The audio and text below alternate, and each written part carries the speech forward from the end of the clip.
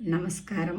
శ్రీమద్భాగవత మహాపురాణం ప్రథమ స్కందము 11వ అధ్యాయము మధురానగరమునందు శ్రీకృష్ణునకు రాజోచిత స్వాగతము.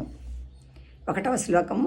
స్వత ఉవాచ ఆనర్తాన్ సౌపావ్రజ్య స్వృద్ధాన్ జనపదాన్ స్వకాన్ దద్మోదరవరం తేషాం విషాదం సమయన్నివ. సూతుడు వచించెను. శ్రీకృష్ణ పరమాత్మ సమృద్ధమైన ద్వారకానగరం యొక్క పొలిమేరలకు చేరగానే శ్రేష్టమైన తన పాంచజన్య శంఖమును పూరించెను.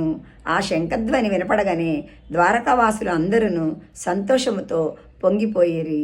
శ్రీకృష్ణుని ఎడబాటు వలన కలిగిన వారి మనోవేదన చల్లారెను. 2వ శ్లోకము. సౌచ్చకాసే ధవలోధరోధరోऽప్యురుక్రమస్యాధరశోణశోణిమా ధాద్మాయమానః కరకంజ సంపుటే యథాబ్జషండే కలహంస ఉత్సనః. శ్రీకృష్ణుడు తెల్లని పాంచజన్య శంఖమును కరకమలములందు పట్టుకొని తన అదరములపై పెట్టుకొనగానే ఆయన పెదవుల ఎరుపు రంగు ప్రతిఫలించి తెల్లనిదే అయిన శంఖము కూడా రాగరంజితమై శోభిల్లెను.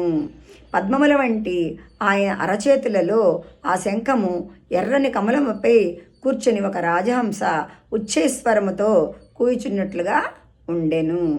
3వ శ్లోకము. తముపశ్రుత్య నినదం జగద్భయభయావహం ప్రత్యుద్యయుః ప్రజాః సర్వా భర్తృదర్శనలాలసాః.